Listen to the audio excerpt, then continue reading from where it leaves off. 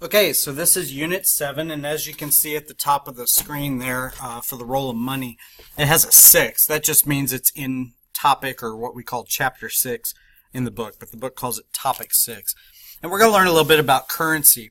The rest of the unit, after we get past this initial slideshow, is going to be a series of readings in Canvas on different subjects that's part of the personal financial literacy portion of the unit. This isn't in the book directly, and so these will be things you need to read through to be tested on. We're going to have 4 tests for this unit, and they're going to be smaller mini tests, MINI tests, and we're going to break it up where we test only on section by section. That way it's not overwhelming in terms of the information. So let's talk a little bit about currency, or the money we use, and these are the 3 uses of money, and so make sure you go over these. This is any currency in the world is going to accomplish these 3 functions or uses, and so this is something that you really want to know. The 6 characteristics of money, again, talking generally, all money needs to be able to meet these 6 characteristics. Now, the 3 sources of value, commodity money would be when we use objects that have value already as money. You can see some examples there. Representative money, sometimes we've used, for instance, silver or gold certificates, something you can exchange, not because they are valuable. The certificate themselves aren't very valuable, but they represent the gold or the silver in the bank that had value, and so when we use those, what it represented was valuable, so that's why we would use those. Now, the last one here, fiat money, is the one we actually use today, and it is our legal tender, which means that the government has declared on the money. You'll see this note's legal tender for all debts, public and private.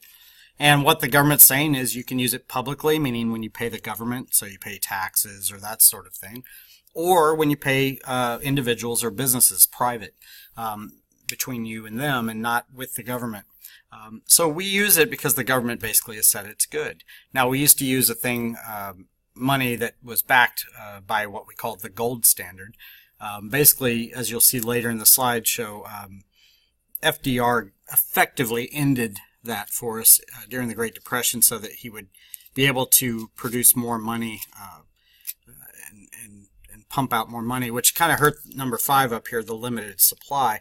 But following more of a Keynesian view of the economy, instead of Adam Smith's laissez-faire view, FDR was trying to use the government as a means to get the economy moving again, since the people were having difficulty with that. So what's effectively happened is we ended the gold standard back in the 30s. Nixon officially ended it for all purposes, but in the 1970s. But it was really FDR that kind of effectively ended it by stopping using it. And so as you go through here, this is some banking history, some things I would know for sure. Understand the idea of Federalist versus the Anti-Federalist. The idea that Lincoln was issuing single currency that we call the greenback, partly to counter the 8,000 different currencies and things that were in circulation back during the Wildcat era, but also because as a means to try to hold the Union together. If we had to trade with a common currency, maybe we would be more likely to work together. The National Banking Acts and kind of what they did, and then in red there you can see the gold standard is something I just talked about. That's when it was adopted, and you need to know what it is when it was adopted, and like I said, the fact that FDR effectively ended it, which is further down. The other big item that you want to know in here is the Federal Reserve System we created in 1913, our true first central bank as a system instead of as a single bank, which you saw earlier with the first and second bank on this slide. The other thing you want to know is just kind of some of the deregulations of the 70s, where the government started taking more of a laissez-faire role in the banking industry. Has had some effects that some economists have been able to tie to, for instance, the 2008 housing market crash. Now, you're going to want to go through and understand what banks do, and you can see them here. Know the difference between, for instance, credit cards and debit cards. But the different types of financial institutions are all here. Electronic banking types, if you don't understand any of those, feel free, again, to ask questions, and I'll be happy to answer those.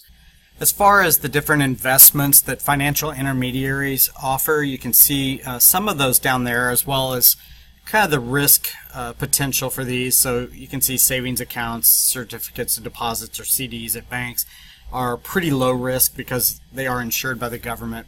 And then as we go through this, you'll see the moderate and higher risk items. So with bonds, you want to understand what they are. I would study the chart that's on here, and you can see that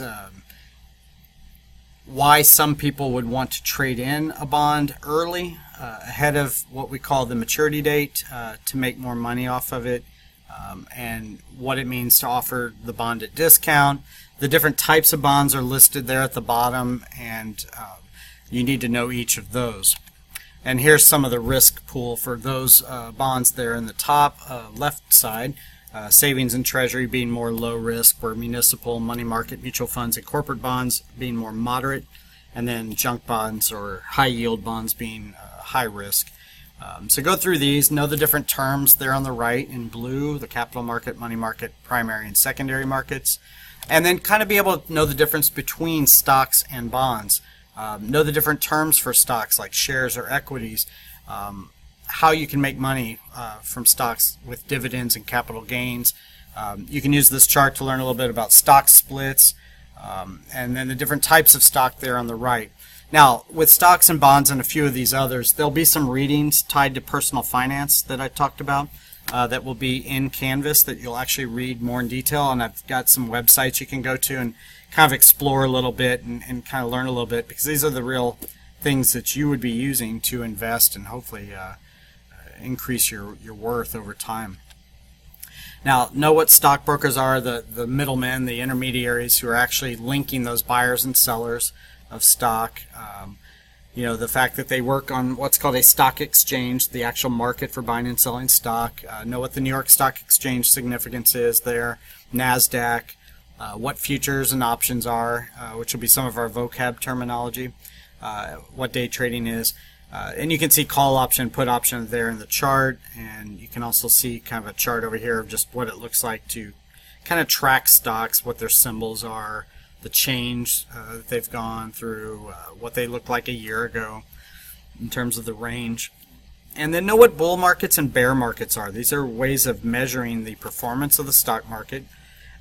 These are measured by what we call indexes. If you remember indexes from our last unit when it came to inflation, Consumer Price Index, for instance, these are indexes that measure the performance of stocks. So the Dow Jones looks at 30 blue chip company stocks, where the S&P 500 is going to look at 500 different stocks, but they're not going to be just large corporations. They're going to be, mid-size, small-size, large.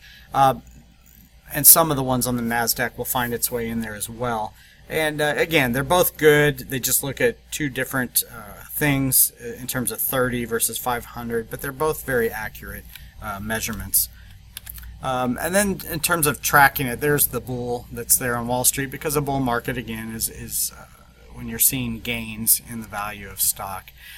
So as we end here, just send me any questions you might have, and then we're going to go from here into a few of the readings for investments, and then our first mini test will be on this, as well as the readings that you'll see there, and then we'll proceed from there into some other parts of the personal financial unit.